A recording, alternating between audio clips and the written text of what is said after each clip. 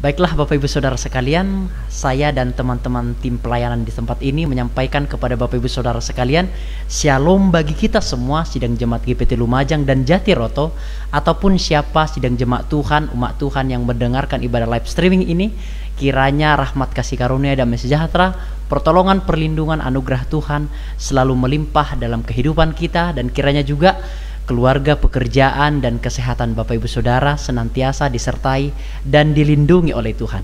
Mari Bapak Ibu Saudara sekalian, karena momen saat ini adalah momen kita belajar Alkitab, kitab suci, yang dimana kita akan mempelajari tentang kelahiran Tuhan Yesus Kristus. Kita akan mempersiapkan hati kita akan mempersiapkan pemikiran kita, supaya ketika kita mendengarkan materi-materi yang ada, iman kita semakin ditumbuhkan dan kecintaan kita kepada Tuhan Yesus juga semakin bertumbuh. Bapak Ibu Saudara sekalian, mari kita akan memulaikan ibadah kita dengan mengangkat satu pujian terlebih dahulu.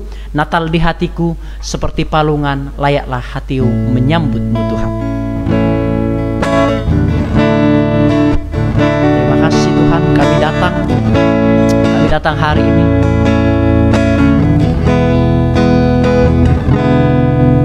Seperti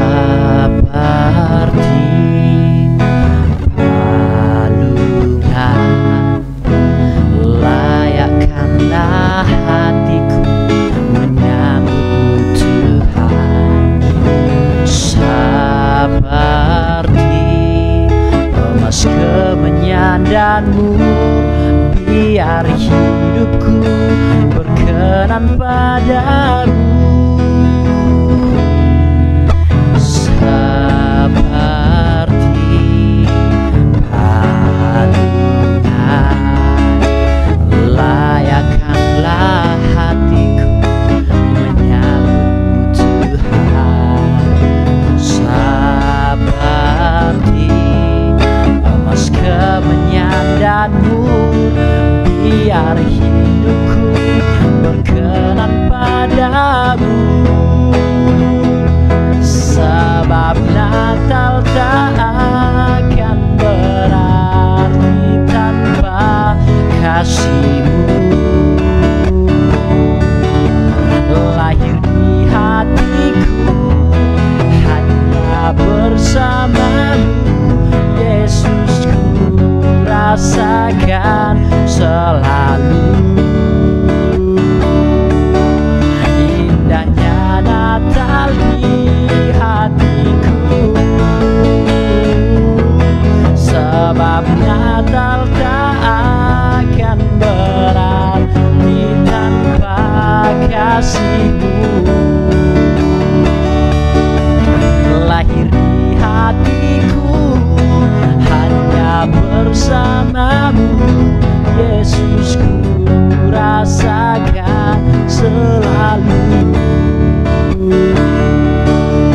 Indahnya Natal di hatiku, seperti palungan, layakkanlah hatiku. Seperti palungan, layakkanlah hatiku menyambutmu Tuhan. Seperti emas kemenyandanmu, biar hidupku berkenan padamu. Sebab Natal tak akan berarti tanpa kasih-Mu. Lahir di hatiku hanya bersama-Mu, Yesus, ku rasakan selalu.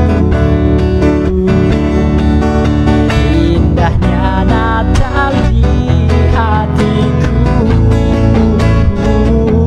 sebab Natal tak akan berarti tanpa kasih-Mu.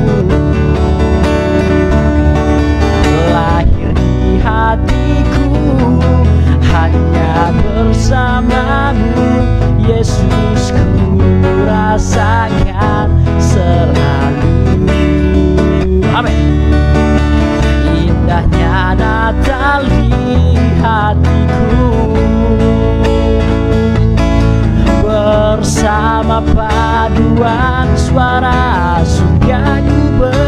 nyanyi kemuliaan di tempat maha tinggi, dan damai sejahtera di antara manusia yang hidupnya berkenan kepadamu. Sebab Natal tak akan berarti tanpa kasih-Mu. Lahir di hatiku hanya bersama-Mu, Yesusku, rasakan selalu. Indahnya Natal di hatiku, sebab Natal tak akan berarti tanpa kasih-Mu. Lahir di hatiku hanya bersama-Mu, Yesusku, rasakan selalu. Indahnya Natal di hatiku, indahnya Natal di hatiku, indahnya Natal di hatiku.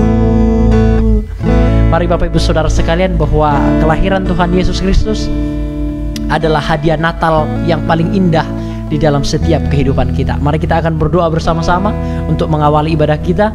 Terima kasih Bapa di surga buat hari yang Tuhan berikan untuk kami lalui. Sampai pada detik hari ini kami masih boleh beribadah, kami masih boleh memuji, memuliakan nama Tuhan, dan terlebih khusus kami masih boleh mendengarkan firman Tuhan. Hari ini kami akan belajar isu-isu tentang Natal. Apakah Tuhan Yesus betul-betul lahir tanggal 25 Desember? Dan hari ini juga kami akan membahas ornamen-ornamen Natal yang selalu kami gunakan setiap tahunnya di gereja, namun tidak dipergunakan pada saat zaman Yesus Kristus. Apakah itu sesuatu yang baik ataukah itu tidak baik? Nah, hari ini kami akan belajar itu semua. Kami akan mendengarkan, kami akan belajar sungguh-sungguh. Kiranya dengan pelajaran yang kami lakukan hari ini, kami dapat menjawab pertanyaan-pertanyaan sulit yang datang menyerang prinsip-prinsip iman Kristen yang kami imani selama ini. Terima kasih Bapa di surga, sebab firman-Mu berkata kami harus mempertanggungjawabkan iman kami baik atau tidak baik waktunya terhadap orang-orang yang menanyakan tentang iman kami. Terima kasih Bapa di surga. Tuhan, tolong kami, seluruh sidang jemaat-Mu juga yang di rumah yang menyaksikan, siapapun yang menyaksikan, Tuhan menolong, Tuhan memberikan kecerdasan, Tuhan memberikan keseriusan untuk kami dapat belajar kitab suci ini. Terima kasih Bapa di surga. Terima kasih, ini doa kami dalam nama Yesus, puji Tuhan, amin. Shalom bagi kita Bapak Ibu Saudara sekalian, damai sejahtera dari Tuhan kiranya selalu melimpah bagi kehidupan kita, dan kiranya pertolongan anugerah Tuhan, hikmat Tuhan juga Tuhan berikan kepada kita pada sore hari ini. Hikmat Tuhan kiranya diberikan kepada kita supaya kita bisa memahami isu-isu global yang akan kita pelajari hari-hari ini Bapak Ibu Saudara sekalian, yang berkaitan tentang kelahiran Tuhan Yesus. Kita sudah belajar teologi kontemporer itu begitu sangat panjang. Durasinya begitu sangat panjang Bapak Ibu Saudara sekalian. Karena apa? Karena memang teologi kontemporer itu sangat luas sekali. Sangat banyak topik-topik yang harus dipelajari Bapak Ibu Saudara sekalian. Ingat, teologi kontemporer memiliki 3 front atau 3 bidang. Bisa juga berupa ajaran-ajaran sesat, pertanyaan-pertanyaan sulit, ataupun isu-isu global. Nah, hari ini kita akan membahas teologi kontemporer dari sudut pandang yang kedua, yaitu pertanyaan-pertanyaan sulit Bapak Ibu Saudara sekalian. Pertanyaan sulitnya apa? Benarkah Yesus lahir tanggal 25 Desember? Bagaimana cara menentukan kelahiran Yesus betul-betul tanggal 25 Desember, sementara orang Yahudi bukan menggunakan kalender Masehi pada saat kelahiran Yesus Kristus. Orang Yahudi tidak menggunakan kalender Gregorian yang kita pakai saat ini Bapak Ibu Saudara sekalian. Kalender orang Yahudi berbeda dengan kalender orang Romawi pada saat hari itu. Terus bagaimana kita bisa menentukan bahwa kelahiran Yesus itu adalah tanggal 25 Desember Bapak Ibu Saudara? Nah, itu merupakan pertanyaan yang selalu ditanyakan kepada orang-orang Kristen. Dan biasanya orang Kristen mengatakan, itu tradisi bapak-bapak gereja kami. Jikalau bapak gereja kami sudah mengimaninya sejak dahulu, maka kami juga mengimaninya hari ini. Itu merupakan, boleh saja itu merupakan jawaban kita, namun itu bukan jawaban yang terlalu baik untuk dilakukan atau dijabarkan kepada orang-orang non-Kristen, Bapak Ibu Saudara sekalian. Tentu harus ada penjabaran yang detail, penjabaran yang bisa dipercaya, Bapak Ibu Saudara. Karena apa? Karena pada tanggal 25 Desember itu biasanya memang di Romawi pada saat hari itu, jadi bangsa Israel itu ada di dalam jajahan Romawi pada saat hari itu. Jadi walaupun Israel itu adalah negara Israel, namun bentuk pemerintahannya, Bapak Ibu Saudara sekalian, bentuk pemerintahannya itu ada di dalam kekuasaan Romawi pada saat hari itu, ada di bawah kekuasaan kaisar pada saat hari itu, saudara sekalian. Jadi bangsa Israel itu tunduk kepada kekuasaan Romawi pada saat hari itu. Nah, di kekuasaan Romawi, di budaya Romawi pada saat hari itu, ada yang dinamakan Dewa Matahari yang juga dirayakan tanggal 25 Desember, Bapak Ibu Saudara. Nah, apakah memang orang Kristen menjiplak hari raya dewa-dewa yang diimani oleh orang-orang Romawi pada saat hari itu, dijiplak hari lahirnya untuk dipakai di orang Kristen pada saat hari itu? Karena orang Romawi pada saat hari itu merayakan hari rayanya dengan menyembah dewa-dewa. Nah, orang Kristen itu kan merasa kesepian. Terus mereka mungkin berkata, oh, akhir kita akan membuat hari kelahiran Yesus itu tanggal 25 wes. Nah, begitulah sejarah singkatnya, Bapak Ibu, orang-orang yang mengatakan bahwa kelahiran Yesus Kristus bukan tanggal 25 Desember. Benarkah demikian, saudara sekalian? Nanti kita akan jawab bersama-sama. Yang kedua adalah ornamen-ornamen Natal yang kita pakai hari ini, seperti ada pohon cemara, seperti ada lampu-lampu, seperti ada Sinterklaas, seperti ada pembagian-pembagian kado. Nah, ini kan tidak ada di zaman Yesus Kristus. Tidak ada di zaman para rasul juga. Di zaman Rasul Paulus, Rasul Petrus, Rasul Yohanes tidak memakai ornamen-ornamen yang demikian. Terus, mengapa kita memakai ornamen-ornamen itu? Apakah itu sejalan dengan firman Tuhan?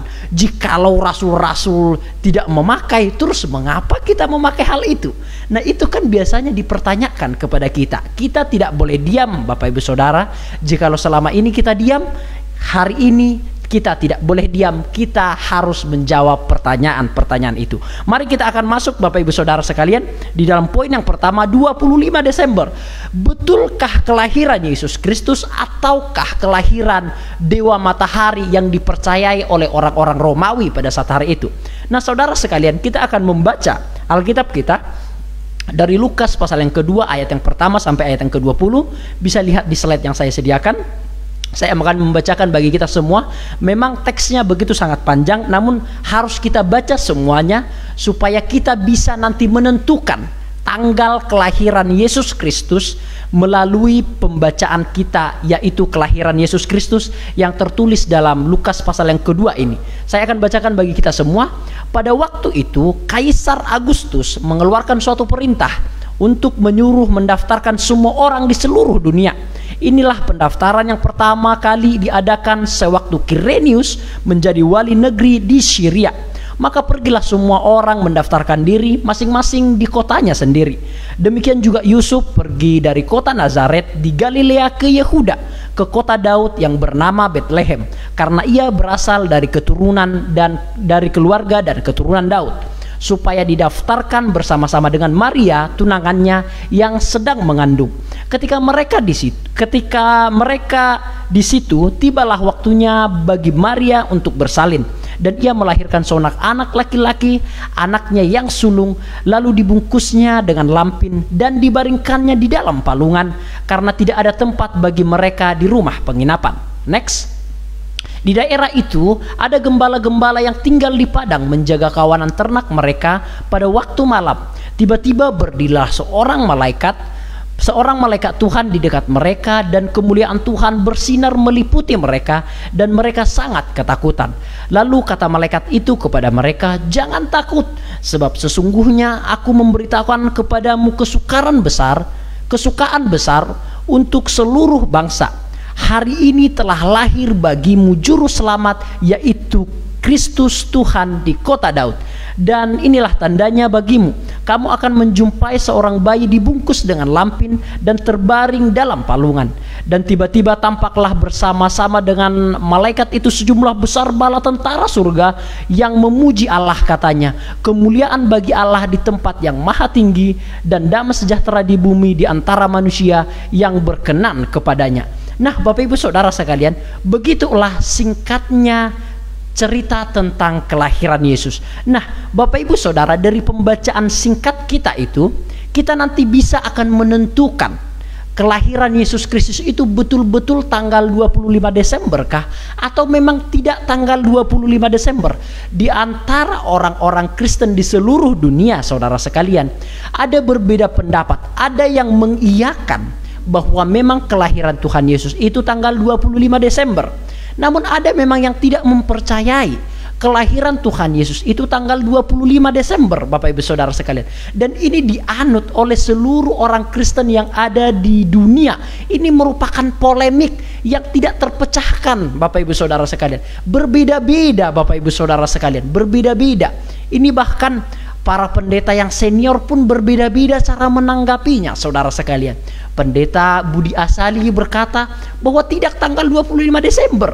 Tidak mungkin, mustahil kalau Yesus itu lahir tanggal 25 Desember. Dia merupakan pendeta senior. Namun Pak Bambang Nursena mengatakan bahwa memang benar tanggal 25 Desember, dan dibuktikan melalui penjabaran-penjabaran, melalui manuskrip-manuskrip kuno, melalui sejarah-sejarahnya, dijabarkan semuanya. Nah, ini merupakan cabang dari pemahaman yang berbeda dari iman Kristen, Bapak Ibu Saudara sekalian. Namun hari ini kita akan belajar bersama-sama. Kita nanti akan melihat tanggal kelahiran Yesus Kristus, saudara sekalian. Namun sebelumnya kita akan masuk di dalam pendahuluan kita lebih dahulu. Natal adalah hari raya umat Kristen di seluruh dunia, yaitu merayakan hari kelahiran Yesus Kristus di dalam bahasa Inggris Jesus Christ, Yeshua HaMasiah di dalam bahasa Ibrani, dan Isa Al-Masih di dalam bahasa Arab, Bapak Ibu Saudara sekalian, yang diyakini menurut Alkitab atau Injil sebagai Mesias Sang Juru Selamat pada tanggal 25 Desember tiap tahunnya. Namun pertanyaannya, apakah benar Yesus lahir pada tanggal 25 Desember, dan apakah itu sesuai dengan yang tertulis dalam Alkitab? Dapatkah kita menentukan hari kelahiran Yesus yang sesungguhnya? Nah, itu merupakan pertanyaan yang akan kita jawab, saudara sekalian. Nah, kita akan memulai dari latar belakangnya.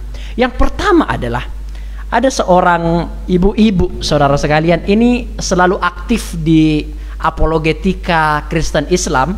Dulu beliau adalah orang Kristen, namun ternyata dia pindah ke agama segerang, mualaf seperti itu, dan dia menganut agama Muslim seperti itu. Dulu dianya adalah Kristen, dan dia akhirnya meninggalkan kekristenan dan dia menjadi seorang Muslim, dan dia menjadi seorang apologet. Dia selalu menyerang orang-orang Kristen, Bapak Ibu Saudara sekalian. Salah satu serangannya demikian, perintah untuk menyelenggarakan peringatan Natal tidak ada di dalam Bible atau Alkitab, dan Yesus tidak pernah memberikan contoh ataupun memerintahkan kepada muridnya untuk menyelenggarakan peringatan tentang kelahirannya. Nah, ini merupakan serangan, Bapak Ibu Saudara sekalian. Penyelenggaraan Natal memang tidak ada di dalam Bible, dan di dalam Alkitab tidak dituliskan bahwa Yesus lahir tanggal 25 Desember. Itu jelas, Bapak Ibu Saudara. Tidak diperintahkan untuk dirayakan, yes. Tidak ada dijelaskan bahwa tanggal 25 itu kelahiran Yesus Kristus, yes. Tidak dijelaskan oleh Yesus, tidak dijelaskan oleh rasul-rasul yang lainnya, tidak dijelaskan juga oleh murid dari rasul, Bapak Ibu Saudara sekalian. Dan juga untuk menyelenggarakan tentang kelahirannya itu juga tidak dianjurkan. Nah, terus bagaimana dengan kita hari ini? Kita menyelenggarakannya tanggal 25, kita rayakan setiap tahunnya. Bahkan di masa pandemi pun kita rayakan, Bapak Ibu Saudara sekalian. Nah, apakah kita melawan Alkitab, saudara sekalian? Nah, ini merupakan latar belakang. Ini akan membuat pemikiran kita semakin terpicu untuk mempelajari hal ini, saudara sekalian.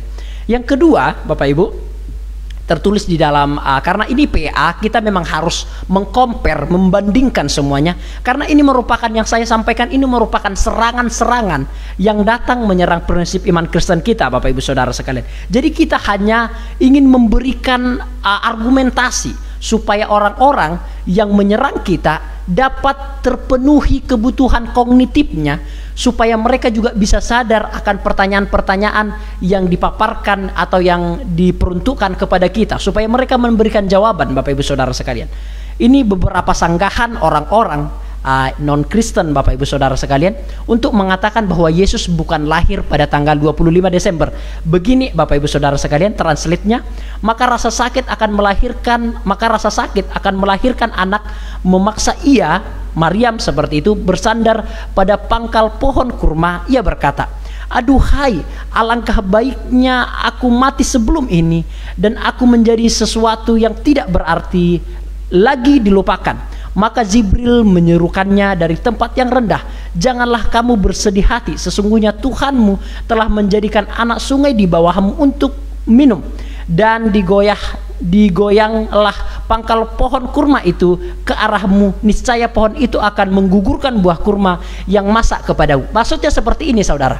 Jadi bagi pemahaman orang seberang, saudara kita yang kita kasihi, bahwa Yesus lahir, Isa Al-Masih lahir itu pada saat pohon korma itu berbuah Bapak Ibu Saudara sekalian.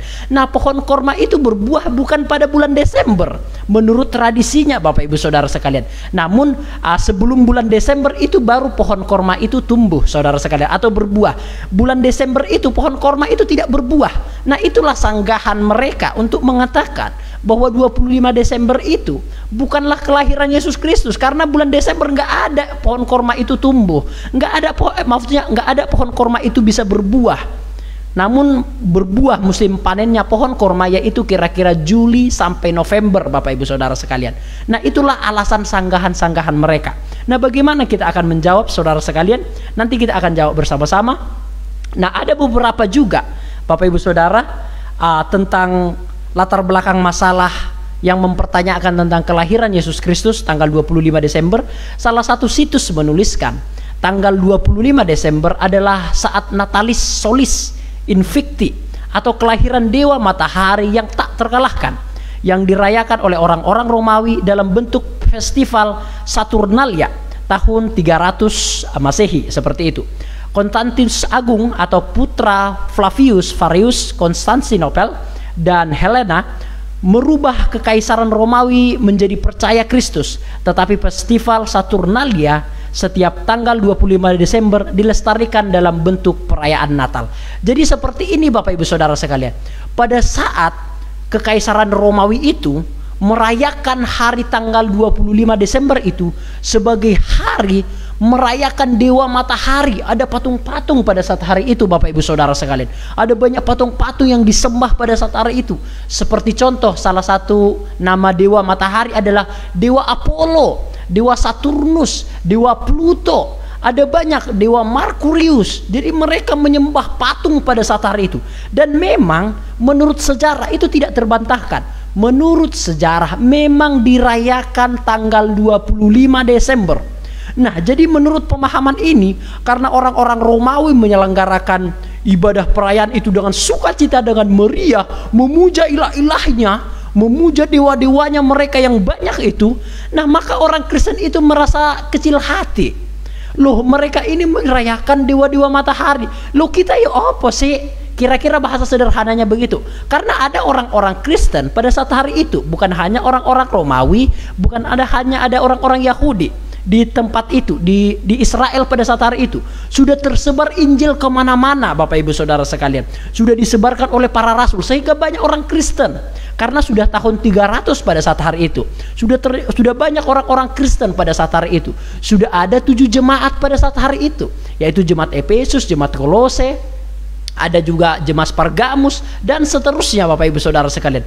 Jadi ketika orang-orang Kristen itu melihat bahwa orang-orang Romawi itu menyelenggarakan ibadahnya, menyembah dewa-dewanya, mereka berkecil hati, sehingga mereka memutuskan bahwa kita tentukan saja kelahiran Yesus Kristus tanggal 25 Desember supaya kita bisa bersaing dengan mereka. Ketika mereka memuja ilah-ilahnya, kita menyembah Yesus. Nah, begitulah kira-kira sanggahan atau argumentasi orang-orang yang mengatakan bahwa Yesus bukan lahir tanggal 25 Desember, namun sebenarnya tidak diketahui kapan kelahirannya. Tanggal 25 Desember itu diadopsi dari perayaan-perayaan dewa-dewa yang ada di Romawi pada saat hari itu. Nah, bagaimana Bapak Ibu Saudara sekalian? Berarti kita mengadopsi ilah-ilah, perayaan ilah-ilah orang lain dong. Nggak benar dong Yesus lahir tanggal 25 Desember. Apakah demikian saudara sekalian? Kita next saja Bapak Ibu Saudara. Nah, ada beberapa alasan-alasan lain juga penolakan tentang kelahiran Yesus. Alkitab, Yesus dan murid-muridnya tidak pernah menjelaskan bahwa Yesus lahir tanggal 25 Desember. Yes, tidak pernah tertulis dan tidak pernah diajarkan oleh rasul-rasul. Menentukan kelahiran Yesus tanggal 25 Desember adalah sesuatu yang mustahil. Nah, ini merupakan sanggahan orang-orang, argumentasi. Kenapa mustahil? Karena kalender yang dipakai orang Yahudi berbeda dengan kalender yang dipakai oleh orang Romawi pada saat hari itu. Kalender yang dipakai orang Romawi adalah kalender Gregorian. Kalender orang Yahudi berbeda Bapak Ibu Saudara sekalian. Jadi sehingga menentukan tanggalnya itu sesuatu yang mustahil bagi orang-orang yang mengatakan tanggal 25 Desember itu adalah kelahiran Yesus Kristus. Orang-orang itu menganggap mustahil menentukan tanggal kelahirannya karena kalendernya berbeda. Nah, secara geografis tidak mungkin karena cuaca di sekitar Desember di Bethlehem, tempat kelahiran Yesus, pada bulan Kisleu dalam penanggalan Yahudi sama dengan bulan November dan Desember, cuacanya dingin dan banyak sekali hujan. Nah, inilah sanggahan, inilah penolakan terhadap tanggal 25 Desember. Nggak mungkin Desember. Mengapa? Karena ingat, tadi ada para gembala ya kan, yang menggembalakan domba di padang gurun. Tidak mungkin mereka menggembalakan domba di padang gurun seperti itu, menjaga kawanan dombanya, sementara pada saat hari itu adalah suasananya dingin sekali. Nggak mungkin mereka menjaga atau menggembalakan dombanya pada malam hari itu di padang gurun karena dingin cuacanya. Itulah alasan-alasan orang menolak tanggal 25 Desember adalah hari kelahiran Yesus Kristus. Nah, kita akan belajar bersama-sama Bapak Ibu Saudara. Ini beberapa argumentasi penolakan tentang kelahiran Yesus. Yang pertama adalah bahwa bukan pada musim dingin. Yang pertama saudara sekalian, kita akan melihatnya di dalam pendaftaran penduduk. Tidak lama sebelum kelahiran Yesus, kita tadi sudah baca di dalam Lukas pasal yang kedua itu, bahwa ternyata Kaisar Agustus mengeluarkan ketetapan agar seluruh bumi yang berpenduduk didaftarkan. Setiap orang harus mendaftarkan di kotanya sendiri, sehingga mereka mungkin harus mengadakan perjalanan selama seminggu atau lebih. Nah, di dalam Lukas pasal yang kedua itu yang kita baca ayat yang pertama sampai ayat yang ke-20, itu Kaisar Agustus itu memang memerintahkan untuk supaya seluruh orang yang di bumi itu mendaftarkan diri di kotanya masing-masing. Nah, dahulu Yesus di Galilea Bapak Ibu Saudara, di Nazaret pada saat hari itu. Nah, sekarang karena Yusuf adalah keturunan Daud yang adalah kotanya itu di Bethlehem. Dari Galilea itu perjalanan ke Bethlehem itu sangat jauh Bapak Ibu Saudara sekalian. Sangat jauh perjalanannya. Nah, jadi Bapak Ibu Saudara sekalian, Yusuf dan Maria itu harus berangkat ke Bethlehem pada saat hari itu. Kira-kira perjalanan seminggu lamanya menurut sejarah yang saya baca saudara sekalian. Ketetapan itu mungkin untuk keperluan pajak dan militer, tidak disukai rakyat, dan itu memang tidak disukai rakyat. Jadi Kaisar Agustus kemungkinan besar tidak akan menambahkan kekesalan rakyat dengan memaksa mereka mengadakan perjalanan jauh selama musim dingin. Nah, seperti yang saya katakan Bapak Ibu Saudara sekalian, pada bulan Desember di Israel pada saat hari itu adalah musim yang sangat dingin. Tidak mungkin Kaisar itu memerintahkan kepada orang-orang Yahudi pada saat hari itu untuk mendaftarkan diri ke kotanya masing-masing, karena itu sudah tidak disukai rakyat, kesal rakyat, apalagi dibuat peraturan itu pada musim dingin. Ada banyak salju yang datang, ada banyak kedinginan di sana Bapak Ibu Saudara sekalian, sehingga akan menghalangi jalan-jalan mereka, sehingga orang-orang memutuskan nggak mungkin tanggal 25 Desember, nggak mungkin Yesus itu lahir 25 Desember, karena Kaisar Agustus itu nggak mungkin memerintahkan orang-orang mendaftarkan diri pada musim dingin. Tentu dia akan memiliki kebijakan mendaftarkan mereka, orang-orang Yahudi itu, untuk didaftarkan di sensus seperti itu pada bulan-bulan Juli, Juni, di mana itu bukan musim dingin, Bapak Ibu Saudara sekalian. Itu adalah beberapa argumentasi penolakan tentang kelahiran Yesus di bulan Desember, saudara sekalian. Selanjutnya, kawanan domba yang sudah kita baca itu, ketika malaikat itu datang kepada kawanan domba yang menjaga kambingnya, dombanya itu di padang, itu merupakan alasan untuk menolak tentang kelahiran Yesus di bulan Desember. Demikian saudara sekalian, para gembala tinggal di tempat terbuka dan sedang menjalankan giliran jaga atas kawanan mereka pada waktu malam. Lukas 2 ayat yang ke-8. Dalam buku Daily Life in the Time of Jesus mengatakan bahwa kawanan domba berada di luar dari minggu sebelum Paskah, itu Maret sampai November. Jadi biasanya saudara sekalian, tradisi Israel, kawanan domba itu atau para gembala itu menjaga kawanan dombanya itu di malam hari. Itu biasanya minggu sebelum Paskah, itu kira-kira bulan Maret sampai November, saudara sekalian. Jadi mustahil, itu alasan argumentasinya untuk menolak Yesus lahir tanggal 25 Desember atau di bulan Desember. Mereka tidak melewatkan musim dingin di luar kandang. Dan dari sini nyata bahwa tanggal tradisional untuk Natal, yaitu pada musim dingin, tidak mungkin benar, mengingat Injil mengatakan bahwa para gembala berada di padang. Jadi inilah argumentasinya saudara sekalian. Melihat kawanan domba itu, para gembala itu menjaga ternaknya, menjaga dombanya pada waktu malam di padang. Biasanya memang menurut tradisi itu pada bulan Maret sampai November. Nah, ketika bulan Desember sampai Januari mereka tidak menjaga. Kenapa? Karena musim dingin. Jadi domba-dombanya itu dimasukkan kandang pada saat hari itu, dan para gembala pulang ke rumahnya masing-masing. Namun ada bulan-bulan di mana memang para gembala itu menjaga kawanan dombanya, yaitu pada pertengahan Maret sampai pertengahan November, Bapak Ibu Saudara sekalian.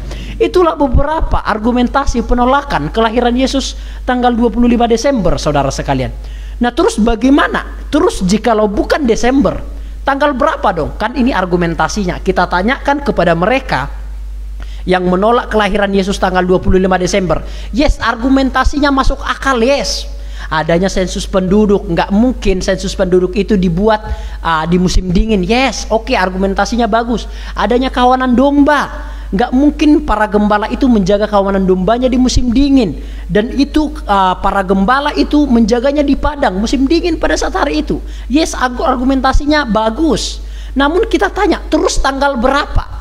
Nah, mereka juga tidak bisa memberikan jawaban. Mereka hanya bisa mengatakan bahwa yes, bukan Desember, seperti itu. Sepertinya itu bukan satu pemahaman yang sangat baik. Jikalau menolak sebuah tanggal, harusnya ditentukan juga dong tanggalnya. Namun mereka hanya memberikan satu clue seperti ini. Tidak tahu kapan, namun yang jelas pada awal musim gugur. Jadi dapat diperkirakan kapan Yesus lahir dengan menghitung mundur dari kematiannya. Tanggal 14 Nisan, musim semi 33 Masehi. Di dalam Yohanes pasal yang ke-19 ayat yang ke-14 sampai yang ke-16 dikatakan, Yesus berusia kira-kira 30 tahun ketika ia memulai pelayanannya yang berlangsung selama 3,5 tahun.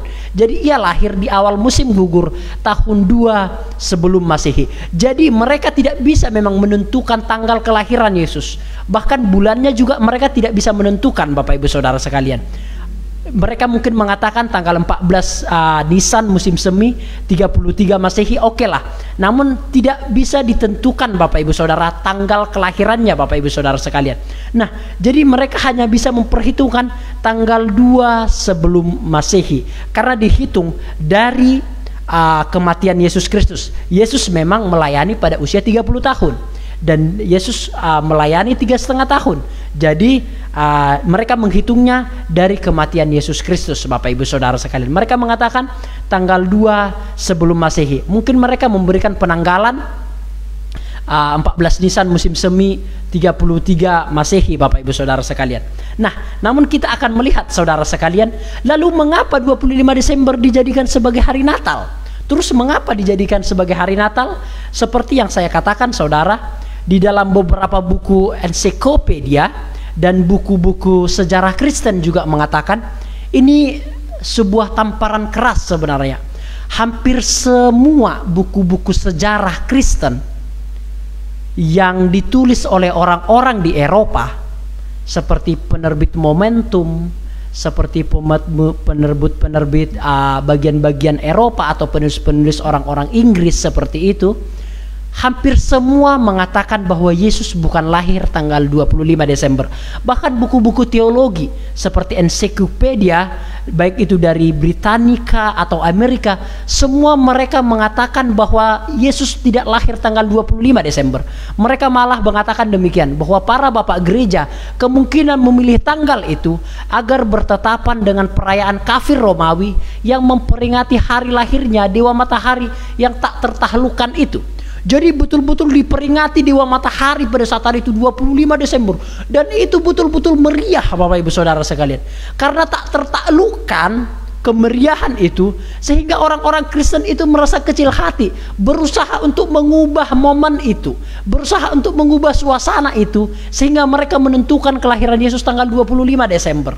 Supaya tergantikan kemeriahannya dari kemeriahan kafir menjadi kemeriahan kelahiran Yesus Kristus. Begitulah dituliskan dalam buku tersebut, saudara sekalian. Juga banyak pakar percaya bahwa hal ini dilakukan agar kekristenan lebih bermakna bagi orang-orang kafir yang menjadi Kristen. Nah, inilah saudara sekalian beberapa argumentasi mengapa orang menolak kelahiran Yesus Kristus tanggal 25 Desember. Sebenarnya tidak tanggal 25 Desember, namun itu adalah kelahiran dewa matahari, sehingga orang-orang Kristen menjiplak supaya suasananya beda, supaya momennya beda, supaya orang-orang Kristen juga yang ada di Roma pada saat hari itu tidak ikut menyembah dewa matahari, sehingga mereka menentukan tanggal 25 Desember sebagai hari kelahiran Yesus Kristus supaya mereka beribadah. Namun saudara sekalian, apakah benar demikian? Ini juga merupakan problem saudara sekalian. Ada banyak gereja yang mempercayai akan hal itu, akan cerita hal ini. Namun saya pribadi, saya tidak mempercayai cerita ini Bapak Ibu Saudara sekalian. Walaupun sejarahnya memang tentu bisa dipertanggungjawabkan, namun saya tentu tidak mempercayai akan hal ini. Saya akan memberikan sejarah yang berbeda saudara sekalian, yang juga bisa dipertanggungjawabkan. Nah Bapak Ibu Saudara sekalian, ada beberapa orang-orang Bapak Ibu Saudara sekalian, ini sudah kita baca. Menurut penanggalan mereka orang Roma, saat terjadinya titik balik matahari di musim dingin selalu jatuh pada tanggal 25 Desember.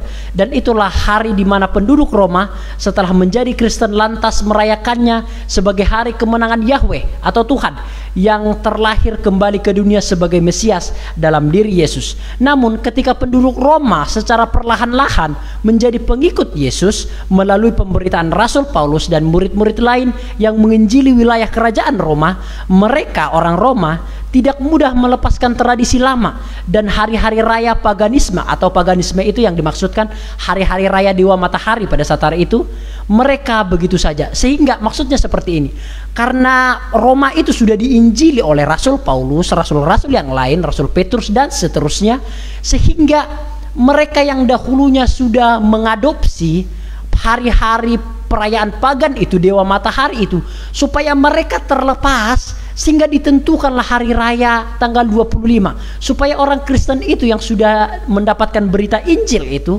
tidak ikut-ikut lagi Bapak Ibu Saudara sekalian. Nah Bapak Ibu, begitulah cerita sederhananya orang yang meyakini bahwa Yesus bukan lahir di bulan Desember.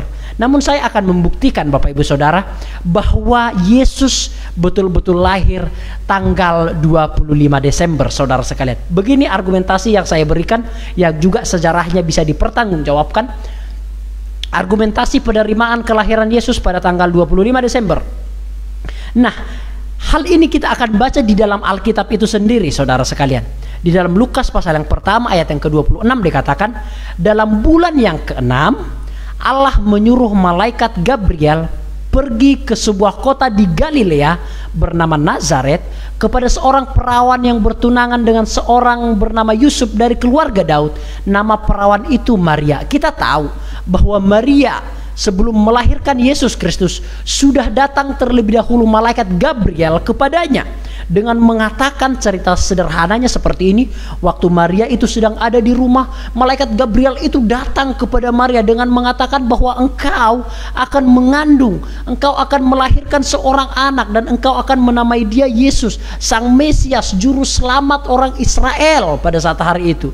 Nah, sehingga Maria akhirnya mengimani hal itu. Jadilah kehendakmu. Dan di situ jelas dikatakan dalam bulan yang ke-6. Nah, ini merupakan indikasi atau indikator untuk kita nanti menentukan kelahiran Yesus Kristus. Jelas Bapak Ibu Saudara, dalam bulan yang ke-6. Diingat Bapak Ibu Saudara ya, dalam bulan yang ke-6. Dalam kalender Ibrani ada dua macam perhitungan. Ini sangat berat sebenarnya, namun saya akan membuatnya lebih mudah dipahami. Jadi di dalam kalender Ibrani Bapak Ibu Saudara sekalian, ada dua macam perhitungan. Yang pertama adalah kalender perayaan agama. Yang kedua itu kalender perayaan tradisi-tradisi mereka. Jadi yang pertama itu perayaan keagamaan, itu dipakai kalender ini, dan kalender keagamaan tradisi-tradisi mereka atau yang berkaitan tentang kenegaraan, mereka memakai kalender yang berbeda. Jadi dalam kalender Ibrani ada dua macam perhitungannya saudara sekalian. Yang pertama kalender perayaan keagamaan yang menjelaskan bahwa bulan pertama itu yakni bulan Nisan, itu Maret sampai April. Dihitung dari Bani Israel keluar dari Mesir pada tanggal 1 Nisan tahun Yahudi 2448, atau sekitar jikalau dibuat Masehi menurut kalender Gregorian atau Masehi pada saat hari ini, itu kira-kira tahun 1313 sebelum Masehi.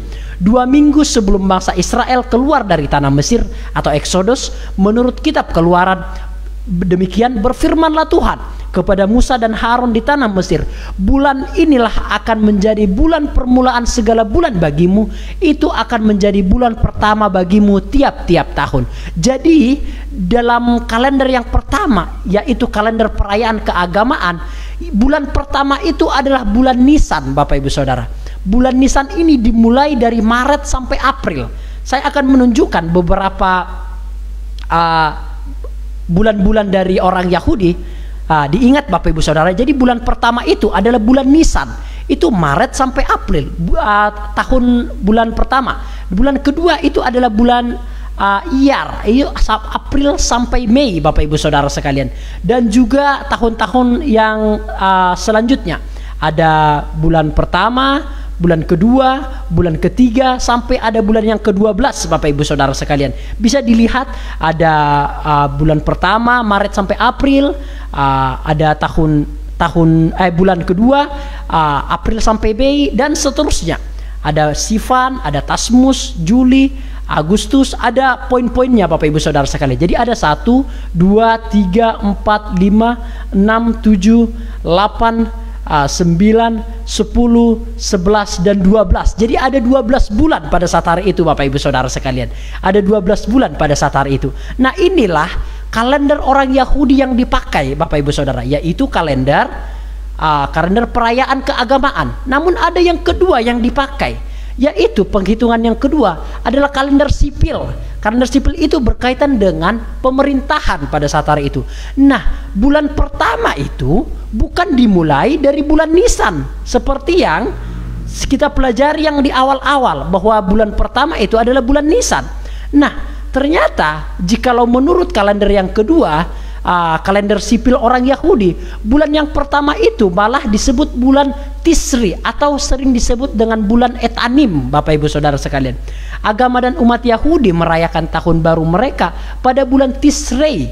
Umat Yahudi menyebut perayaan tahun baru mereka dengan nama Rosh Hashanah, yang berarti kepala tahun.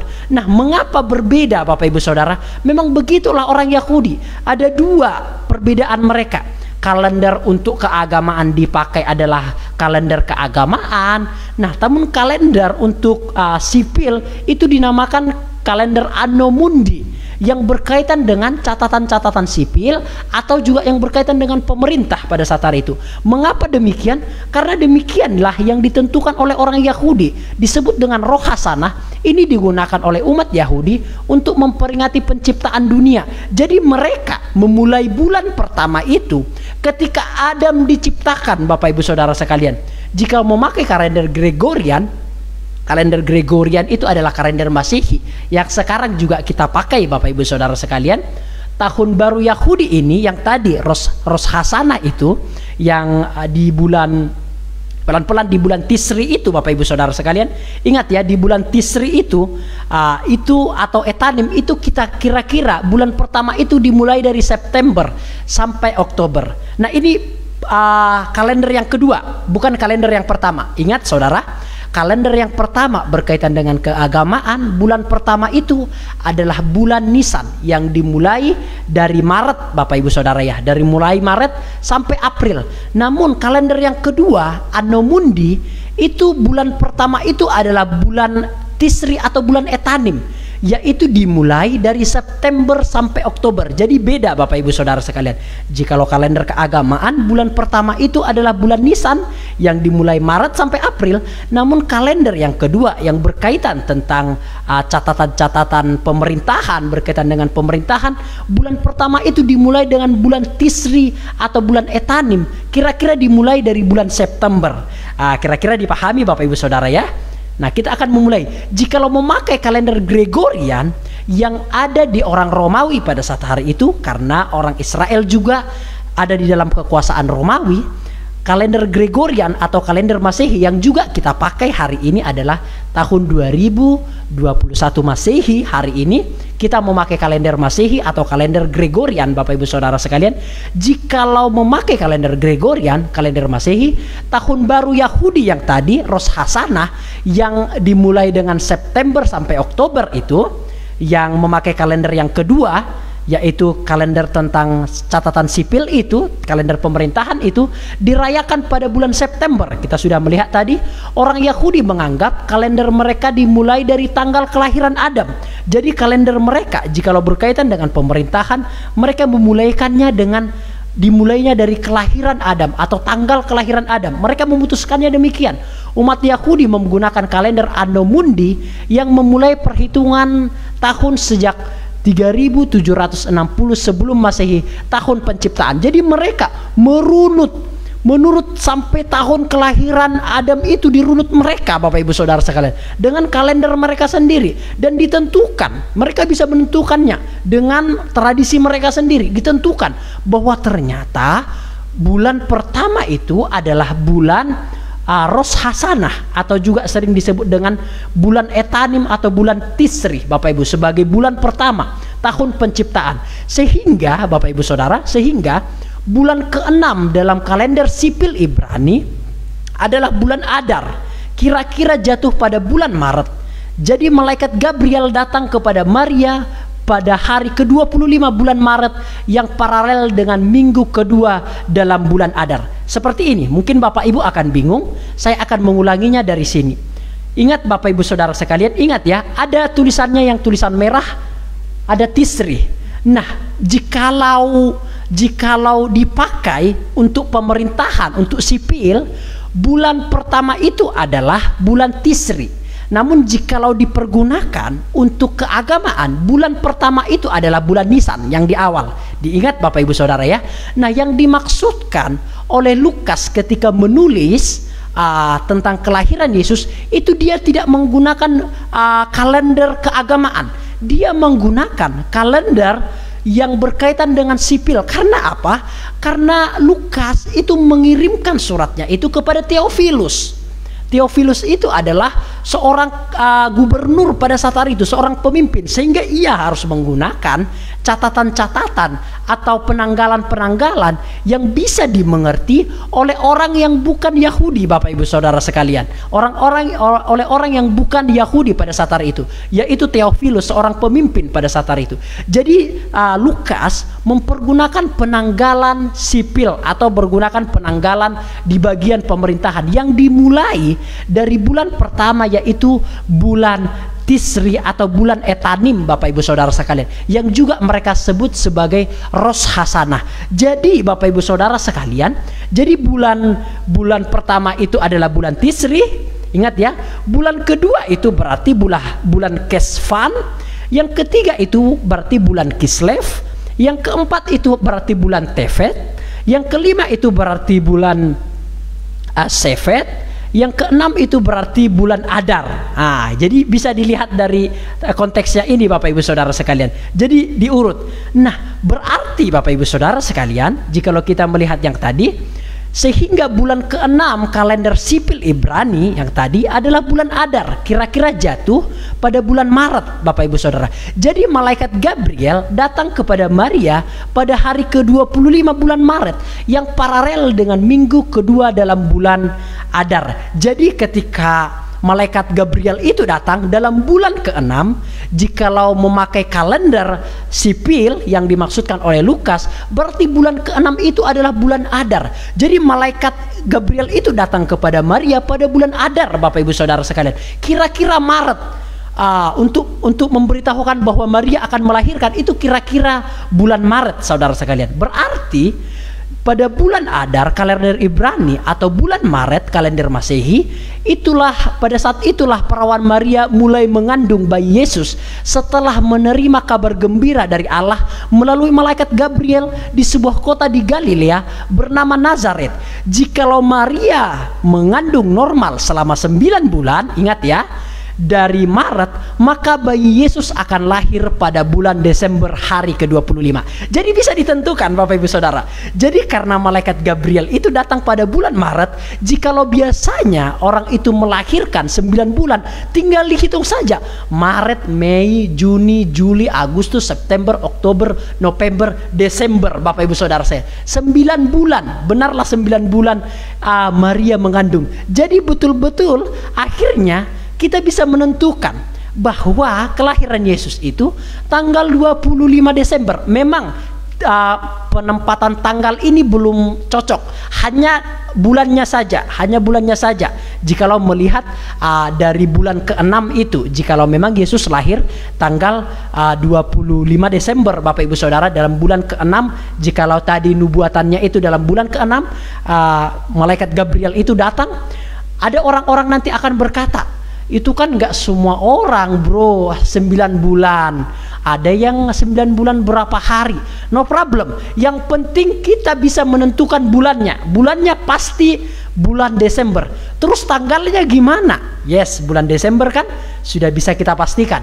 Saya akan ulangi Bapak Ibu, karena saya tahu ini topiknya sangat-sangat berat sekali. Saya pun yang mempelajari harus menggali kembali buku-bukunya. Saya ulangi Bapak Ibu Saudara ya, saya akan ulangi kembali. Ingat Bapak Ibu bahwa orang Yahudi memakai kalender itu ada 2. Yang pertama itu adalah kalender yang berkaitan dengan keagamaan. Jikalau berkaitan dengan keagamaan, maka bulan pertama itu yaitu adalah bulan Nisan Bapak Ibu Saudara, dan bulan Adar itu adalah bulan ke-12. Ini urutannya. Namun jikalau memakai kalender yang kedua berkaitan dengan catatan-catatan sipil, berkaitan dengan kenegaraan, bulan pertama itu dimulai dari bulan Tisri atau bulan Etanim, atau sering disebutkan dengan Rosh Hasanah. Nah, Lukas menuliskan tentang kelahiran Yesus tidak menggunakan kalender yang berkaitan dengan keagamaan, namun menggunakan kalender yang berkaitan dengan pemerintahan pada saat hari itu. Sehingga bulan pertama itu dimulai dari bulan Tisri Bapak Ibu Saudara sekalian. Nah, jikalau Lukas menuliskan bahwa malaikat Gabriel itu di dalam Lukas pasal yang kedua, yang pertama ayat yang ke-26 itu, pada bulan ke-6 malaikat Gabriel itu datang, berarti tinggal kita hitung saja Bapak Ibu Saudara sekalian.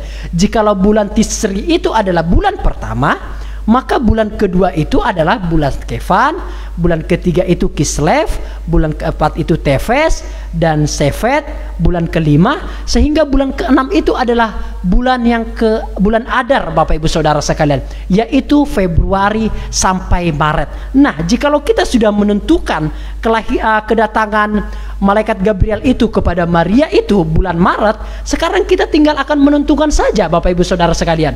Jikalau pada bulan Adar kalender Ibrani atau bulan Maret kalender Masehi, pada saat itulah perawan Maria itu mulai mengandung bayi Yesus setelah menerima kabar gembira dari Allah melalui malaikat Gabriel di sebuah kota di Galilea bernama Nazaret. Jikalau Maria mengandung normal 9 bulan dari Maret, maka bayi Yesus akan lahir pada bulan Desember. Jadi jelas, tinggal menghitung saja Bapak Ibu Saudara sekalian. Dari bulan Maret sampai Desember itu ada 9 bulan Bapak Ibu Saudara sekalian. Jadi tepat lahir Yesus pada bulan Desember. Terus untuk penanggalannya gimana bro? Bulannya udah kita pastikan bulan Desember. Terus penanggalannya gimana? Tunggu dulu Bapak Ibu Saudara sekalian. Saya akan menentukan penanggalannya demikian saudara sekalian. Yosefus itu hidup sejaman dengan Yesus. Yosefus itu adalah seorang sejarawan, seorang filsuf, seorang penulis sejarah yang terkemuka saudara sekalian. Sejaman dengan Yesus, Yosefus ini adalah pemimpin yang sering sekali menulis Bapak Ibu Saudara sekalian. Dia merupakan sejarah yang terkemuka. Ada banyak sekali tulisan-tulisan yang diabadikan Bapak Ibu Saudara sekalian. Nah, Yosefus menuliskan Bapak Ibu Saudara sekalian pada tahun 37 Masehi sampai tahun ke-100 di zaman pemerintahannya seperti itu. Dia orang Romawi, seorang pemimpin pada saat itu, sejarawan dan penulis apologetik Yahudi. Dia sebenarnya, ingat, Yosefus bukan pengikut Kristus, bukan. Yosefus tidak mempercayai Yesus Kristus sebagai Tuhan dan Juru Selamat, enggak. Yosefus bahkan bukan seorang Kristen, seorang yang percaya kepada Yesus. Yosefus adalah seorang Yahudi. Namun dia menuliskan sejarahnya itu dengan sangat jujur Bapak Ibu Saudara sekalian. Jadi Yosefus menuliskan dalam bukunya bahwa sejak awal abad kedua, berarti sejak awal abad kedua itu kira-kira dimulai dari tahun pertama Bapak Ibu Saudara ya, itu awal abad kedua berarti Bapak Ibu Saudara sekalian, tahun 50 sampai tahun ke-100 itu sudah masuk awal abad kedua Bapak Ibu Saudara sekalian. Nah, sejak awal abad kedua pengikut-pengikut Kristus telah merayakan tanggal 25 Desember sebagai hari kelahiran Yesus Kristus, walaupun bukan dalam konteks zaman sekarang. Jadi saudara sekalian, pada tahun kira-kira awal abad kedua itu kira-kira dari tahun 50 sampai awal tahun 110 Bapak Ibu Saudara sekalian, itu sudah masuk di dalam awal abad kedua Bapak Ibu Saudara sekalian. Masih ada rasul-rasul ternyata di sana Bapak Ibu Saudara sekalian. Masih ada rasul-rasul. Jadi Yosefus menuliskan, ternyata sejak awal abad kedua sudah ada orang-orang Kristen yang merayakan kelahiran Yesus itu tanggal 25 Desember. Nah, sekarang kita akan merucut ke pemahaman yang sebelumnya bahwa ada dewa matahari. Ternyata kebalikannya Bapak Ibu Saudara sekalian. Bukan orang Kristen yang menjiplak hari dewa matahari, enggak. Namun hari dewa-dewa matahari itulah yang menjiplak hari kelahiran Yesus Kristus. Karena dewa-dewa matahari itu kita sudah melihat tadi tahun 300. Makanya Bapak Ibu Saudara sekalian, ketika tahun 300 sampai seterusnya baru ada hari-hari perayaan dewa matahari seperti itu. Nah, orang-orang Kristen awal, orang-orang Kristen mula-mula sejak awal abad kedua sebelum lahirnya dewa-dewa matahari, mereka sudah merayakan hari kelahiran Yesus Kristus Bapak Ibu Saudara sekalian. Nah, inilah yang menentukan penanggalan Yesus Kristus Bapak Ibu Saudara, bahwa benar dia lahir tanggal 25 Desember. Karena Yosefus bukan orang Kristen loh ya, bukan pengikut Kristus loh, sejarawan, dan dia menuliskan dengan jujur di dalam bukunya Bapak Ibu Saudara sekalian. Jikalau dia orang Kristen tentu ada manipulasi di sana, namun ini enggak, dia bukan orang Kristen, namun dia menuliskan dengan jujur bahwa orang-orang Kristen sejak awal abad kedua mereka sudah merayakan hari kelahiran Yesus Kristus, walaupun bukan dalam konteks zaman sekarang. Artinya tidak ada pohon Natal, tidak ada kado-kado, tidak ada lampu-lampu, lampion-lampion dan seterusnya. Tidak seperti itu. Tidak ada pohon cemara, tidak ada bola-bola dan seterusnya. Namun mereka merayakannya dengan beribadah, dengan bersekutu Bapak Ibu Saudara sekalian. Nah, itulah cara untuk menjelaskan kelahiran Yesus Kristus. Ada memang orang yang tidak mempercayai bahwa Yesus lahir tanggal 25 Desember. Yes, baiklah mereka seperti itu. Mereka juga orang Kristen, mereka juga teman kita. Namun saya sendiri Bapak Ibu, saya tadi sudah memaparkan beberapa penjabaran argumentasi orang yang menolak kelahiran Yesus Kristus tanggal 25 Desember. Argumentasinya saya sampaikan, namun argumentasi untuk orang-orang yang menerima tanggal 25 Desember itu sebagai hari kelahiran Yesus Kristus, saya sampaikan juga argumentasi yang terpercaya.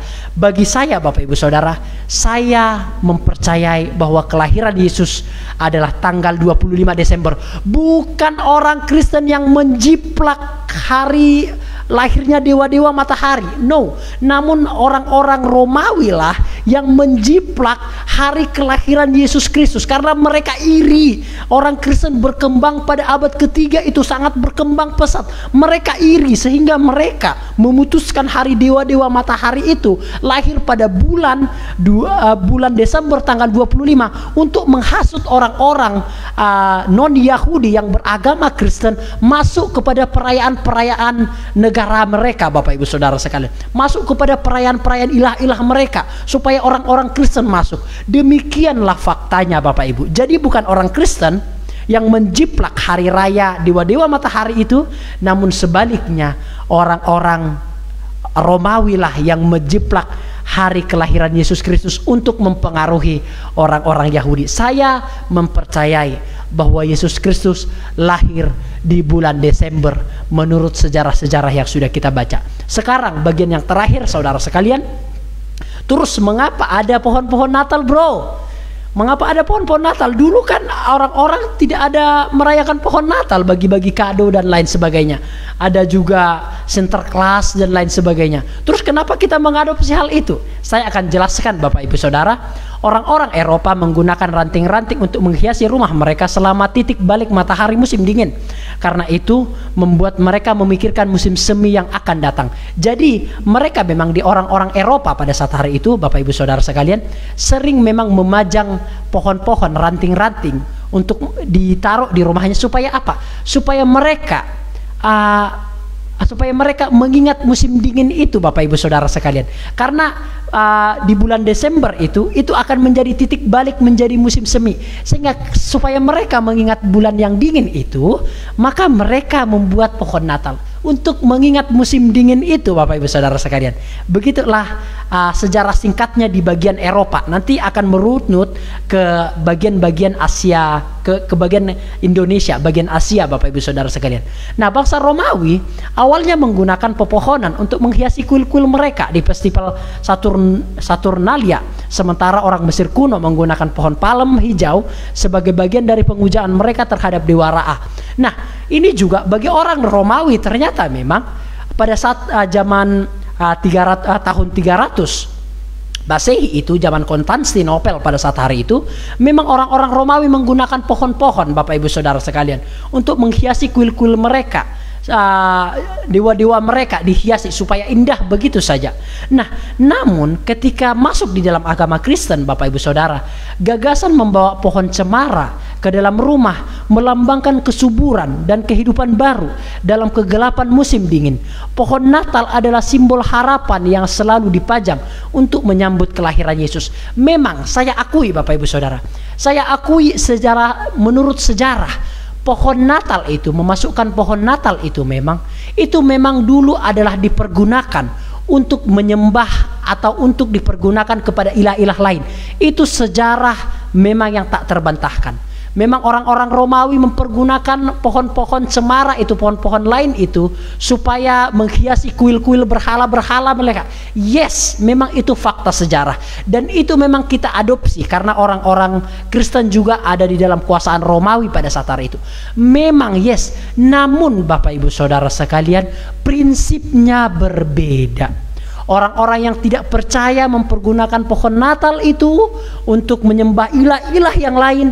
Namun kita mempergunakan pohon Natal itu, pohon cemara itu, jikalaupun mungkin kita mengadopsi budaya-budaya paganisme, budaya-budaya kuil-kuil dewa-dewa orang-orang Romawi, jikalaupun kita mengadopsi ornamen-ornamen itu dari berhala-berhala, namun ingat, prinsipnya beda, Bapak Ibu Saudara sekalian. Orang-orang Yahudi mempergunakan pohon-pohon itu untuk menyembah ilah-ilah mereka, maka kita mempergunakan pohon Natal itu, pohon cemara itu, untuk menghiasi ruangan sebagai tanda kita bersyukur atas kelahiran Yesus, sebagai tanda sukacita. Jadi beda, Bapak Ibu Saudara sekalian.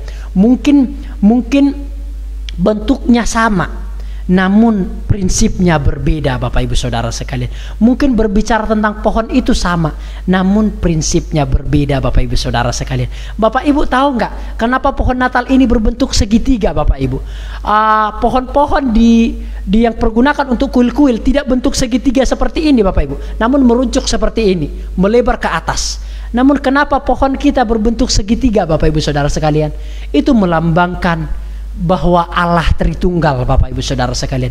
Sejak dahulu itu sudah ditanamkan Bapak Ibu. Jadi ada prinsip liturginya, ada prinsip teologinya di sana. Ada unsur-unsur spiritualnya di sana, tidak asal-asalan.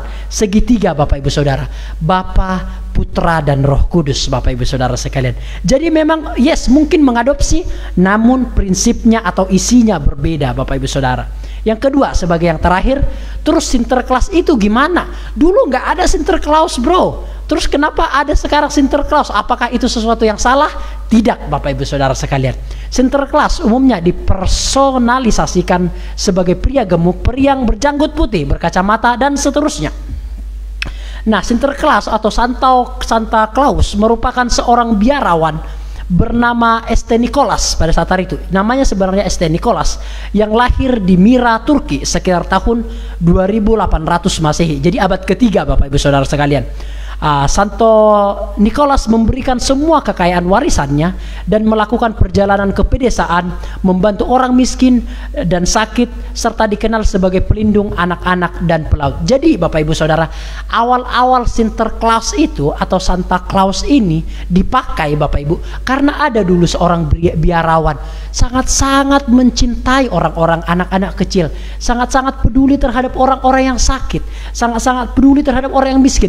Dijual semua hartanya Bapak Ibu Saudara untuk membantu orang-orang miskin yang ada di pedesaan. Dia membagi-bagikan kado kepada anak-anak yatim. Jikalau kita melihat membaca seluruh ceritanya, biografinya, dibagikan kepada anak-anak yatim, sehingga anak-anak itu begitu sangat suka terhadap Santa Claus ini Bapak Ibu Saudara sekalian, sehingga diabadikanlah bahwa Santa Claus ini merupakan legenda di Natal yang memberikan kebahagiaan kepada anak-anak, sehingga diadopsilah satu cerita ini untuk dimasukkan di dalam ibadah-ibadah Natal Bapak Ibu Saudara sekalian. Karena ini prinsipnya sangat-sangat baik, karena Natal itu juga dirayakan oleh anak-anak, karena Santa Claus ini sangat menyayangi anak-anak. Diadopsilah oleh orang-orang Eropa, diadopsilah orang-orang Inggris, diadopsilah oleh orang-orang Asia juga sampai kepada Indonesia Bapak Ibu Saudara sekalian.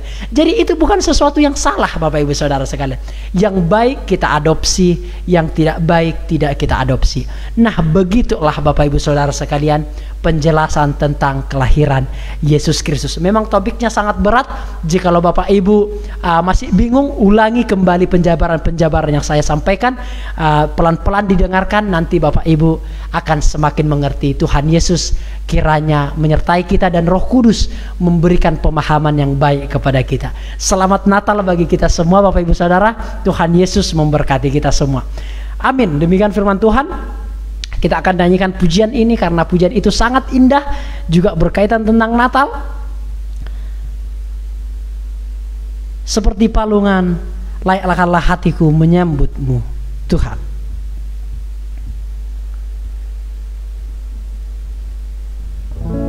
Memang topik ini sangat berat Bapak Ibu Saudara sekalian, namun kiranya Tuhan menolong kita supaya kita juga bisa memberikan argumentasi terhadap orang-orang yang datang menyerang prinsip iman Kristen kita saudara sekalian. Kita nyanyikan pujian ini, seperti palungan layakkanlah hatiku menyambutmu Tuhan.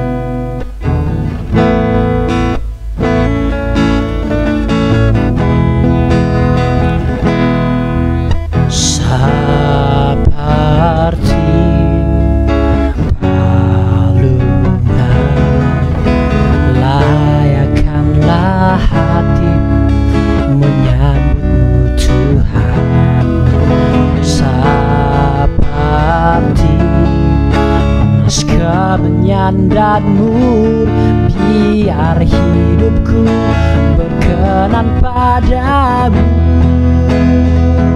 Sebab Natal tak akan berarti tanpa kasih-Mu. Lahir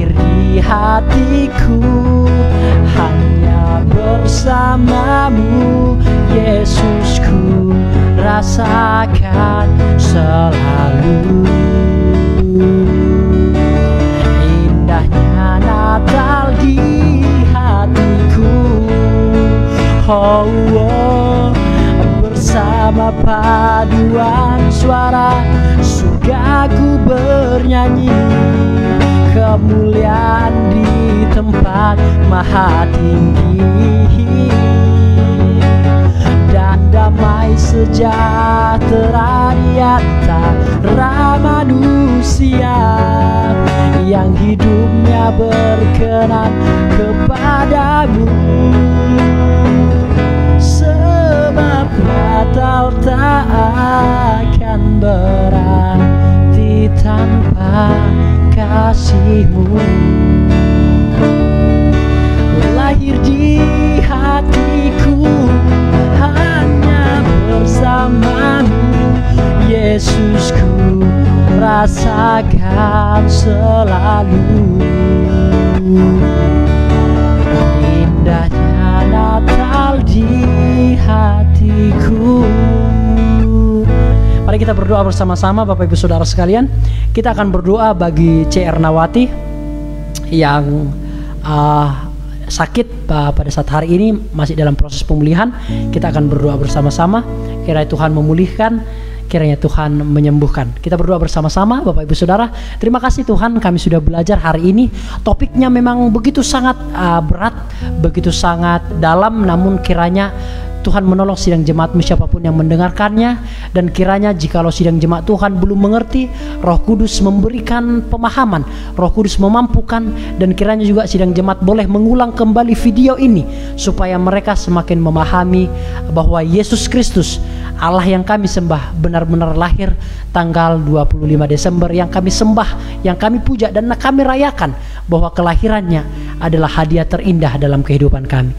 Tuhan kiranya memulihkan C. Ernawati yang sakit hari ini. Tuhan memulihkan kiranya, Tuhan memberikan kesembuhan, obat-obat yang dipakai kiranya Tuhan pakai sebagai sarana untuk pemulihan C. Ernawati beserta dengan ibu yang juga kurang fit hari-hari ini. Terima kasih Bapa di surga, terima kasih ya Tuhan. Berkati sidang jemaat Tuhan dimanapun berada, dalam kesehatan, keluarga, pekerjaannya, Tuhan juga memberkati mereka.